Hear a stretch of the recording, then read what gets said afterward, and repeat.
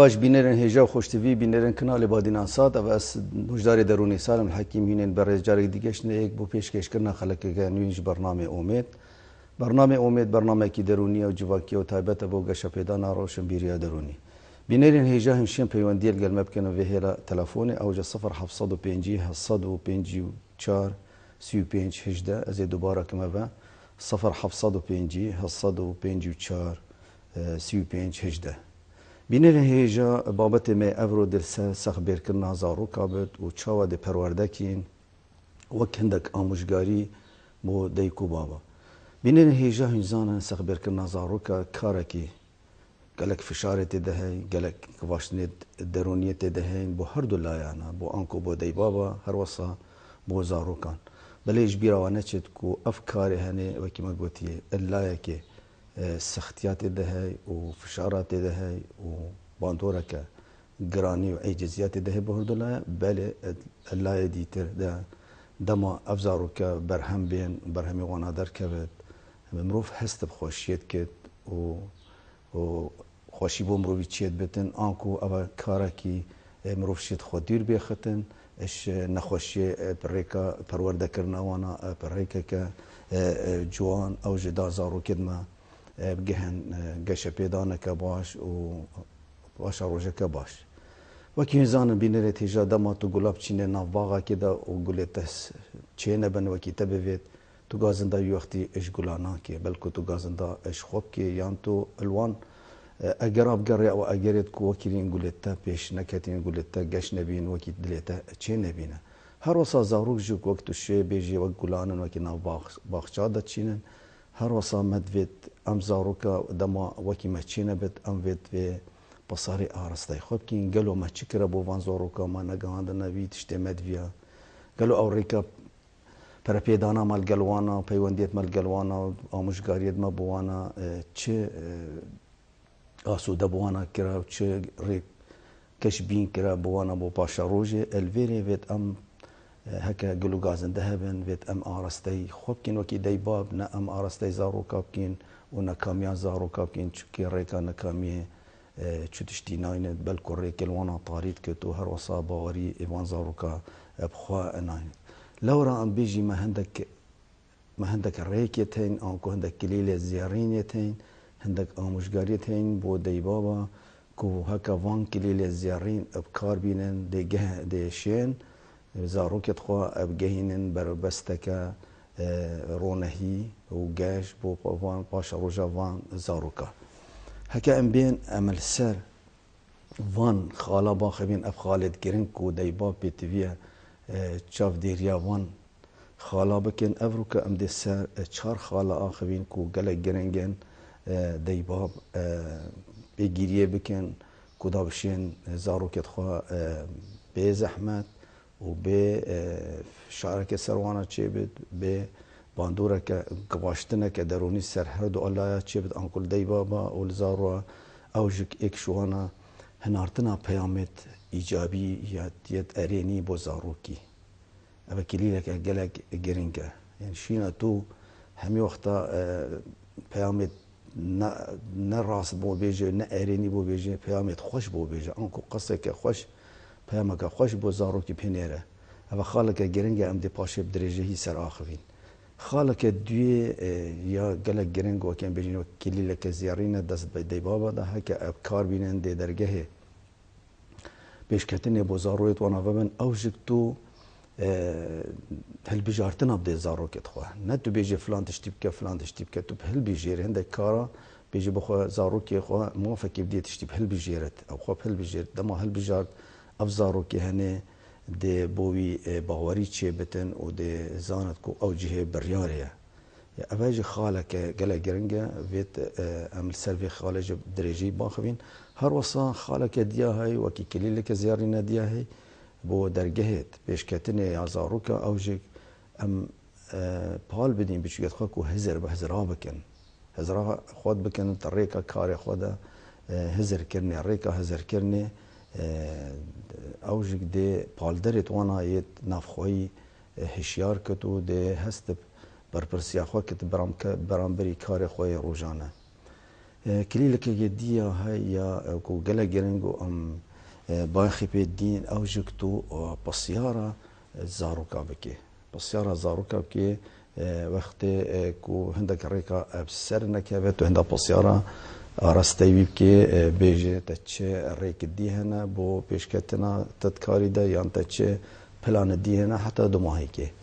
ام نوكا بينين هجا ام دين سر كليلا زيارينا ايكي وكما قلتي ديباب كود في خلقي ده بخوا مفايكي جوار جيرن دا چو جارا غازندا زاروكا نكن و بار نپیش کتنا زاروكا ده نخن سر ملت زاروكا بلکو بخن سر ملت خوا اوجك في كليلي بلا بكار بينن اوجك وكيد بيجيني بيفت جوان بيامت جوان و گش بو زاروكي بحنيره هزار خو تشتيده بك كاروجانا تو چند پیامات نره بو زاروكا چند ارینی تدنه چند نرینی ده آنکو چند سلبیه چند ایجابیه هزار خو في ديباب في بسياره ده گلک بكت دما الجل زاروكي خو پیامکی بو پنیرتن في گل هزار خو بكت برای خودت کو چند هندیشوی بیتن پیامک ارینی بو پنیرت آنکو ایجابی بو پنیرتن دا هسته وی زاروكي خوش بت هزار خو بكت دما تو الكو دايبابي تو الجواتك يروين ايك بحثي تب باشي بكت ويعني ايك دي بحثي تب خرابي بكت تما ايك بحثي تب باشي بكتنو باشي تب دريختنو برچاو بكتن تو دبيني چند گوليتا خوش بي چند زوقيتا خوش بي تدوي هما بس گو خوب دي في رستاهني و هر دوباره بكت احتمالات دي الديفچون دي رستيكي انكو دليتا دي بو في كسي فن بتن احتمال هندك ناكو كي ناو بناتوي دي جهبن بس تو دي وانا دير لاكي چکی بحثی تشتیت باش کرن بحثی شانتیت باش کرن لورا پیتویا دیباب اوی پیام باش تیب گهن هندی شوانا بیت پیامک ایجابی بو زاروکی پنیره الرخا گیدیا گتو وکی دیباب تو رینشتیل دفندک حوال هو گرا و هکا تدید ایک شوانا یه بحثی تا یه هندک قصیت سلبی بو تتنیرت آنکون دن کامیاتت کتب شیوه کی کتو پی نرازی بی دبر خود هم تدوید بس گویت خواه بگیره تدوید کربه تدیش ویوه بین آنکو هست و نست تده تکچن مزاجی تده تکچن مشاعر تده نخوش بین تدوید همه تکیلاوی کسی نکه برای اینگه چند تا نو ناوی توید خوشیک هبی بس بده حماج بیر که چکیوی پیامه که نه ایرینی بو تهنات ویره ده دیوال تکتن کو تو خواه دیروی که آنکو چند باخوت گوه تگرتینه چکی نپوید گوهی تاخوت او گوه مروی وید ولورا مروفي دو جهات هين جوهي دائما وي خو مروف دتوي او اخفتني وي صحبتي او كوبو ما بي جوهي او خوشيك بو مروفي بيدات كت لو را جوهي دي مروفت جيرتن ام دين سر صحبت اقوا نسبه زاروكا جيب كاربينا پیامك جوان بوي بينيرا تشتيت وي جوان دربينه وكيتو پیامي ارسته يبكي برو واجي وي هگا تو پیامك نه اريني بوي بينيري اف پیاما حتمانا دبینه برسواوی ده ریکه گدی بید آنکو تو نشی کاری گوهره و جیانوی گوهره هکه تو و پیاما ایجابی کار نینه پینگاوا ایکی کو مروف و پیامی ده چاوا کار اینتن اوجی کو مروف هزر بکد همی وقتا ده چاوا رستید خواه بشیوه کی جوان و بریکو پیک بو بجوكي بكار بين ام دي نمونه يعني زاروكا كي بيج دي بابا مدويت از بچم سرادانا حوالا کا خوابكم زاروكا بيج دي بابا دم خواندنيا دم خطابخانه او دويت سرادانا حوالا كي بكتن دريكتين هكا بيامك سلبي به تو دي بيجي نخر تو ناچ حتى تو اركي خوي خطابخانه دو ما هيكتينه اول سلبيه بس تو شیب ریکه دی بیجه هر تدوید کو خواندن بخوینت و خواندن دی پتریت خواندن هکا تا پرک دی کارینه نه وی ریکه تو امری لیب که بیجه نادر که و حتی تو خواندن خواب کار بینه ادویره ده و چند بخوینت تین آگهد هزراوی حمید سر کنگی دی وقت خواه کار اینه کنگی دی در کوتن کو چتلگل حوال خواه باخوت آنکو تیگه هاوی بو و درسه نینه و ناور گرتن بله تو شی ریکه دی کار بینه آنکو که مگوتی برسوه که یم پیامه که ارینی ایجابی بوی پنیره تو بیجه بله مسوگره تو دیشه سرادان حواله خوب که هكا دمي تا تجهشت قناعتك كوتا خواندنا خويا بدو ما هكيناي الفيري ده أفتيا ماني هردوك بين تأكيدات كنكو درس خواب خوينت بس بياما ايكي باوريه نهضتن وی کسی وی زاروکی بیشته و پیشنگی امری جدتی آنکو او زاروکی چو هل بجارتن اد وی بابتی دانینه ده بیشته نچه تکل هوالی نا اخوا حتی تو درس اخوا خلاص که یادی داد بیشته مسوگر تو ده چیه دمه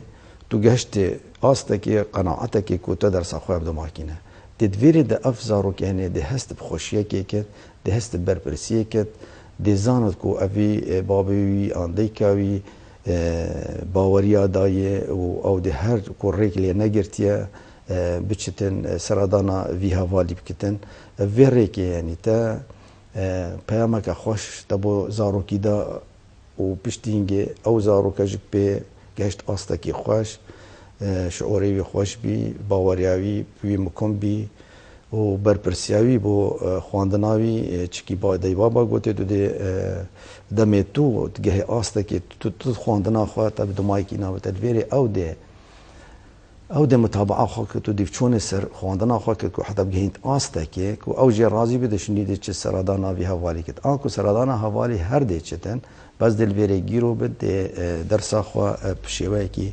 باش خوینه ده وی تشتی ده بینه و افرستید ما گوتین هر یک شیوه که هات یک ایجابی بی یک سلبی بی یا ایجابی پتر باوری دا وی کسی وی قطابی وی کرکی یا وی کشکه پتر باوری بود چی بی پتر هست برپرسیه کر پتر واجب خواب کار اینا هر وسط دای باب جت در خیلی ده شعور وانا خوش بی دما دیت افزارو که هنی پیام وانا ورگرد و نهو جی دوباره کرنیه شو که تا هر دوباره که رو هر بیجی بخوینه و نخواند هلبت هر دو لاید ایجز بن هم زاروک جد ایجز بید و هم دیباب جد ایجز بید لورا پیتویه روزانه ام هزرا خواه بکین که ام چند رستا ام تاخوین چند رستید ما چند جمله چند آخفتنید ما تشتی باش دیده چند یخراب دیده روزانه بید ام هول بدین وان رستید نه ارینی یت سلوی اش آخفتنا خوش رفتار خو ام دیر بکین دا ام زاروکت خوشی فیر نکین کو وی کاری بکار بینن ویان رسلا بکار بینن برانبری پاشا روژا خو برانبری حوالت خو برانبری کسو کارت خو وان تشتیت هنی دما دیباب بکارتینن باوری چید بتن الگل زاروی هر وصا گریدانه که تند و بهیز نابینا هر دو لایانا چید امشی نمونه ایدی جبینی سروی کلیلا ایکی و کما گوتی کلینا که زیارینه بو وکرنا درگهید پیشکتنه بو زاروکه و هر وصا بو سخبیر کرنه که پاشا روژه که باش برانبری پاشا روژه ده تو شی دم زاروکه تا چت خطاب خانه تو نبیجی تا فلان تشجبیر کرا آن فلان تشجبیر نکرا و کی تو چوی خطاب خانه آن بیجی مثلا انت قلم خواب برا آن تا ویدشی نبیجی بس تو برهنگی بیجی لیستک تا های بیتی وینا دمی تو چه خطاب خانه تو بیجی قالوا تا او لسته حمی جهینای اوید کو بو خطاب خانه تو هوجه بی نه هوجه تو بیجی تا قلم برا و تا مسطره برا و تا مساحه برا و حتی دمایی که و فلان کتبه برهنگی تیگر هنده به تو که تو چه خطاب خانه تا لسته که های وید وان تشتاب کار بینه چند تا مرتب بید افتشی تا مرتب دما تو ویدش تید بینه که تو بیجی زاروکی تا اف لسته هنه اف قائمه هنه یا پیتویاتی تید خطاب خانه تا کار اینانا تا برهف کرنه اف زاروکی هنه بری چند خطاب خانه افتشید خو حمیت بکار اینان نه بس لسته وان تشتا اکشوانا برهف کرنا واجبات خوید ناف مال ده و درس خواه پیکینا نویسینت خوید بکارینا قلمت خواه قطاطا و دفتر حمیت ترتیب کرین و حتی خوارنا خواه حمی پارت خواه حمی تشت ادویل استیده یتین ادویل ده افزارو که هنی بری سردانا مال بهلتو بچتن قطاب خانه دبینه اوی اف لستهانه حمی یت جی اینای نه جا روزانه دی با بینه بیراخوا دیگه هت آسته که اب خود خواره و بد آنکو اب خوا دی هست بر پسیاریات آخوا کتن دی هست مسئولیت کی کت کو آخوا دی وان شولا ابکار اینت دما ام هزرت خوا ادوان ریکت آخفتن دکین گل زاروکا ام حول بدین دائما فشاری کم کین آنکو گواشتنت درونی سرخوشی کمت کین هر وسط سر زاروکا جتن کم کرنه و هر وسط بن هاری کار بو پیدا کرنا هف بندی نوبینا دیبا بانده و ناهیلتن چو آرشه نوبینا دیبا بانده چی بید و زارواده چی بید و هر وسط هدو لاین دیگه هن قناعته که وش اکدو دی رازی بن دویره که دوینه پیوندی توانا خوش بین ام چه نمونه ایدیج بینه سر کو ایک بیش چاوا ام دی پیامت ارینی هنرین و چاوا دی پیامت نه ارینی بوزاروکا هنرین و برابطه خلک ما وی افتگاه های کو پیامت نه ارینی بوزاروکا هنرین خرابن نمونه ایدیم جیم که های مالی ده بچه تویت فیر بین چیکار بچه توانای پیز بین هر یک کتابی درکی و افشین که هر به عجز بده افکابانی مالی به عجز بده بچه هنه جلکت خویت پیز کومنال کن دینن ام بیجین نزدیکی مغسله افدی که هنه هزارت خود کت بیست ریکه که اسبابینه اس دیچاوا وانزاروکا وی عددی بهلن بی اس رسته که نه ارینی بکار بینه هزار خود کتن کو فشار بویج چه نبود گواشتن سرویج چه نبود آنکو اوج عجز نبود هر وسط زاروج عجز نبود و در انجاماوی هر دو بگهن اتفاقه که پیمانه که کو هر دو لا پی خوش ببن و پتر حشیه کده بکن اول زارو که تخوا کومت کتود بیشتوانا از دی هارو از وان جلکتوی پیس اوتین تاون از هر دی سبوا کوم کوم از به مقصله از شوم بس از دی بوا مرجع که بیجم اوجی حچی پتر واب کتن حچی وی تشتیب کار نینتن او روزانه 5 دقیقات شید او دی لشی مخورینت بشتا مخورینت بیاد مگمرینت ویرده و گوت من ما في هيجك اتفاقا وانا ما في هيجي واسوان 5 دقيقه بخو كومكم چكي هنده هر ويكاري هكا وانا جوهري از كومكم بخو ما يحد مالا ببني في ساعتك والسري كونشين بوم ويكاري بكن ویرکی اوا پیامک ارینی بونا هنارتی کو بچیک ویکاری دیکتن و روزانه افکاری هنی دیکت بس بشیوه کی کمتر دیکت و دما ویکاریت کتن نزدیکی دیکا خود بتن و ام دبیجین دستپیتویت پرخینه یا پشتاویت پرخینه ادویری ده هفبندیه که ارینی نابینا بچیکا و دیبابا چید بت و لدای چید بت آنکو اوینیک پیداد بتن و نزدیک بونا که جستهی چید بتن و لگل آموشگاریه ویره که اوی دیکیشیا کو بخوا خوشی جویتش چیه کتن او هاری کاریا زاروکت خود کته بو کنکرنا وان جلو برگن پیس هر وسط زاروج هولدن پتر نزدیکی دیکا خو بیم و دیکا خو تیگه هشتن ویره که هر دو لایان گهشتن آنکو گواشتنا درونی ناو بین هر دو آلایانا کیم تربی و هر دو پتر نزدیک کدو بین هر وسط اف قصد نارینی کار نهاتن و دبینه پتر اوینی ناو بین هر دو دراده شیبی هر وسط نوسره کی نافدار بیش دما از بچوک ببره وجود دیارت کرد که ناو بین چه جوازی ناو بین پیامد ارینی ناو بین پیامد نه ارینی بیش دما از زاروک بیم عمری من 8 سال بیگم گود بابی خو موید از ببم پلیس گو بابی من یعنی چو ترسو تشت نکرد لشه مده نکرد آموزگاری ندم نگود من کو پلیسی کارا کی گرنگا هوجی مشقدانيا هوجي تدريبك قرصة مطرسية تيدا كوبابي مشينا هندي افتشتانات كودم كو بشتي عمري من بيده صال كم بود فيد ازبم بوليسي اگر ومراندني وبابي مهدي ساعت ويري دجي شو بيامت نقريني بوم نهنارتن وهر وصا الديف من هات وقلت من دقلك جلكت پۆلیسا دێ gelek li te ên ev divêre de evîniyek bû çê kir em ku baweriyek bû çê bî bû vî zarûyî ku paşa rojê bibit polîsekî gotiye ev komçê wan gelek ciwan in culkê wana de gelek li te ên an ku çû canibê îcabî îna dertivî karê ku vî zarûyî xwe peyda kirî ne gotiye polîsî karekî bi zehmet e meşiqdan pê divêtin û ihtimala birîndarehiya tê de heye ihtimala kuştina tê de gel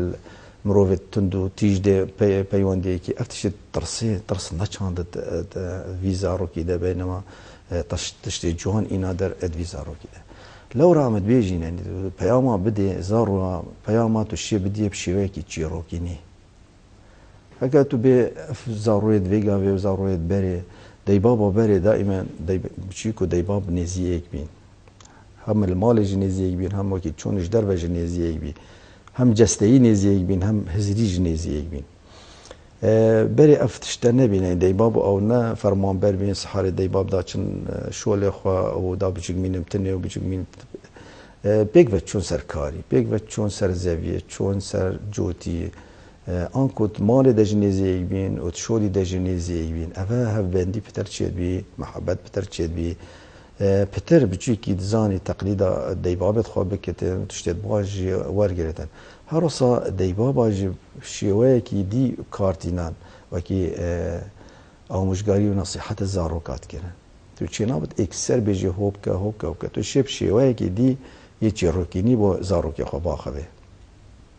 چیروکی که بینه سروه مثلا او تو توی گرفتاری ده و ناوه که لیب که هر نزیکی بی ایک دیجی بینه دوی چیروکا خود هر امروی زاروکی هبت ام دبیجین دو زاروکن بلکت ایکن لیکت کون مالی ده تو شی چیروکا کی بو بیجی شیوه کی ند دیار کو توی سروی تاخوه دو بینه ایکن دی امروی بد ایکن دی امروی برای بد آنکوشکایی بد و چیروکا کی بو بیجی واسه دماهی که اوی باش چاوی دماهی که اوی نباش چاوی و دماهی که تو شی بدلیوه که بده زاروکی بیجی تا چه آموزگاری هنه بو ویزاروکی هنه چیکر با چیتر بی اوی چیکر با چیتر نبی دویره ده پیشگداری بو زاروکی چیه بده دوی بابتی ده و دوی آرشه ده او ده الریکت شروع کرنه و ریکت حلی بو وی آرشه بینتن آنکو ده هزره کتن دما هزرت کتن ده گله تشتا ابکار اینه ده بنا رفتار باش و ده چتن لورا دائما بيجين هردام رستيت باش كاربينا بو زاروكيت خوا حمي وقتا تشتيت طرس نشا زاروكي ندا جروكي تب طرس نشا زاروكي خوا ندا ولي بتكو باوري بخوا نبتن برو واجي تشتي بديك وفخري بخوا بتن سر بلند بت شيانت خوا و اف تشتيت تويده هاي دا ببينتن ريكي ديا جرنكي هاي ام وی جوازه که بخی نوبینا کار زاروکی ده نوبینا اوینیا زاروکی ده یان کساتیا زاروکی ده اما خالک گلک دیبان وی تشتی نزان زاروکی تا خرابیه کر تو نبیجه تو خرابه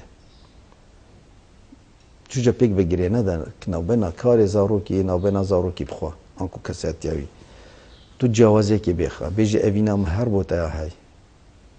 کاری که خراب جیب که هر اوینا تبایی های بس اف کار یعنی وسط دیار که نپیوه بیت لسقا کرنه و پیوه بیت نیساندنه اما ام بیجی دزیه کرد تو بیجی اول تو دزه نبیجی تو دزه بیجی اول کار دزانه بس تو ندزه ادویره ده تو کراسی دزیا نکه بروی زاروکی آن کراسی که نزیرکی که بروی نزیرک بی جاره که فشله که نه تو بیجی تو مروفه که فاشله تشته که بدست و نهاد جاره که دواسیه نه مردم بیجه تو مروفه که فاشله تو پیشکتن تنینه اوی تشتی نه بیجه اوه کار مروفه پیش نکتیه اوه که دی تو برو واجی بیه هدم شیانه تیده بچینه و دا باوری وی توی ده چه بید و دا او باوری وی گش بید دا بشیتن رفتار خواب گوهر دا ویره او بکار تینتن ویره که دبید اتوماتیکی او خود هاری کاری خواه کد او ده هزرا خواه وی تشتی ده دیکتن و ده بوی باوری ده چه بتن یعنی پیت ویه اوی تشتی باش بزانی کو ام جوازه که بخی نو بین کار زاروکیت کد و نو بین زاروکی ده او اوینا ام دینه نکو جانتوی بیجه تو گفاله که بیجه ازوی اوینه اشتا برم اگت افکاره کر gelek deyba bêjin pa heke ma tiştekere biçûke dê pitir fêr bit. Jiyana zarokan fêrnekê navbeyna ku xelata û cizayê lê bikîn. Vêt hemî wexta em evînawî misogerkin ku em heşwî dikin. Vî tiştî de ew dê misoger zand evîniya malgelê bes em karê wî herdem vederkîn hişkesetî ew karê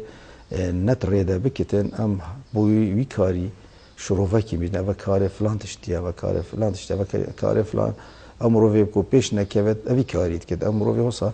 da pî ve neyêdgirê de hewil did û xwe rêkekê dîbîn xwe ji vê arişê qurtal kit û da şêt karê xwe bikit. Her wisa demê tu para dê zaroka tu evîniyê dê zaroka pêk vegirê neda dîv wî karî be. Yani tu nebêjî te ev roka karê xwe yê durist nekire ez ev roka parê te nadim te muxasesatê te nadim te. Ev tiştekî gelek xelata û gelek cara em gelekên de hevalat rînên vê bikartîn. Carekê li defindekî birader hebî gelek medhiyet xwe dikir û gaz biçûkê dixwe wisa xwedan dikim ez muxasesata didim wana heke bixwînit ev filan muxasesat û heke filan tişt dikir filan sparî wî zêde dikir. Divêrê de tenafus çê nabe de divêrê de dê karî ke de beş ji ber wan para. Yani tu parayı bidî heke mesela gelek xwand heke gelek şol kirin malê an gelek hinda tişt kirin dilê te partî zêde kirin divêrê de ew heşwî karî nakit ew heşwî pareyê dikit ew vî karî de xwe nêzîkî parê te ketin ev xelete net rêkeke tu bêjî muxasesatê te her dê bo te ên evîna min her bo te berdewama çikî tu kurê me tu kiça me bes ev karê henê mihalê bike vî karî xwe dîrî vî karê nebaş bigirit ev vê rêkê dê bawerî pitir çêbitin bi zarokî dê hest aştiyeke deronî ketin navxweyî ketin ku deyba hemî wexta li gel bîne hemî wexta hevalê bîne vê rêkê dê çêtir bit ku rêka dî tu kar bîne ku tu bêjî hemî wexta gefalê bike heke te tiştekî baş kir ez ê te razî bim heke te tiştekî baş nekir tu razî her wisa guhdana zarokî jî gelek baş e mirov guhê xwe bide zarokî da zarokî bigehet hindek deyba dibêjin gelo çawa ez ê guh xwe dim deyba zarokê dixwe an dey biçûkê min dê guh xwe de min nexêr rêka durist ew tu guh xwe bide zarokê dixwe tu guh xwe bide axiftinê twana ka çi tê de heye da tu twana bigehê da tu meşairê twana bigehê da tu bîr û boçûnê twana û helwîstê tu bigehê her wisa da tu bizanê vî zarokî paşa rojê çi bi xwe plan deyna nav çi tê geştî ne ku tu guh xwe bide zarokî da tu nekamyawî bikî yan tu guh xwe bidîyê ka tu dê çawa tiştekê bêjê berova jîvî heke guhdariya me bo zarokî ev bitin ku em bes delîvê bidînê em delîvê bidîn zarokî ku ev zarokek dê çawa axivit de em li kalê bikîn û lomajê bikîn ev dê bit rêkeke zarok bawerî çênawetin hest û nestê xwe derê xit bo deybaba dema zarok te guhdarî daye tu li gel axivtê li gel vî zaroyî te guhdariya wî kir ew wî hestê xwe derê xistin û axiftinê xwe derê xistin tu dê pitir bêzanî rêsekî Emerîkî hebî digot rêkeke durist ew ku mirov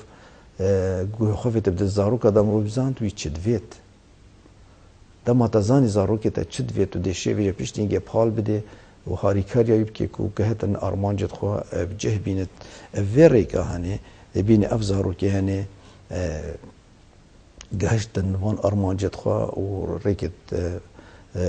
baş hilbijartin bo paşa roja xwe û gihandina armancet xwe rêkek diya heye wekî me gotî kilîla duyê tu hilbijartina ew dê vî zaroyî tiştî hilbijêrit tu gelek şola dê wî ne hema şolekê tinê bidî wî bêje hema vê tinê bike ev ê neşêt bikit piştîngê dê bit berova jî tu gelek hilbijartina ew diyê tu delîva azadiyê bide wî ku ew xwe hinde tişta ev hilbijêritin em dê bêjî bo nimûne te du şol danê malê de şolek ji wan bikar neyna neşiya bikar bînetin te divê du şol revê tu du şol dî zêde bike sê şol dî zêde bike tu wî de wacibê tu wî bike pênc hilbijartina bêjî bi xwe du jê hilbijêre ev xwe her du bo te kirin bes heke te du bo hilbijartin te gotê van her du ka bike ev zaroka van her du ka naket bes heke te pênc wacib danê û te delîvedayê bi xwe azadane hilbijêrit ji van pênc şola bi xwe hindeka hilbijêrit heke hinde tişt neb dilê te jî tu bêjî piştî wê پشتی و کلمات بجه پشتی و چدی تو دیشه بکی ادویل ده افزارو که هنه ده باوری بخواه بد کو ده زان دی بابا باوری دایوی کو اوی دلیوه البجارتنی های آن کو افشولا نه همه فرمان سروی نه امر سروی چکو همی کس زاند کو دستوری سروری ام دبیجه سلطه آرشا چید کد هکتا سلطه گلک بکار اینا دی آرشی چید کد هکتا گلک سروریه که مکم ها بدو دکتاتوریت بتد مال ده بد ادی آرشا چید کد دی بوتاش چید کد دی بو زاروکیشه زاروکش دی که بتن صراعه که ده هر دم هول دد اوج بخوا سروریه که چید کد ده هول ده هزر کتن کوی سروری نینه او بندسته ده همین وقتا دلیوه که گرد بخواه سروری پیدا کد کارت خواده بله بینرین هیجا راسی مدویا ام وی بابتی تمام کین بله در هرنر اشارت دادن بیشت دمیوا بدومایی کات و چنده بینرین هیجا ام دی دومایی کات و خلاکیش برنامه امید حتی دلیوه دی بگین ایک الپاشا روزه که دی بمن خیر و بختیار خودش و راضی بید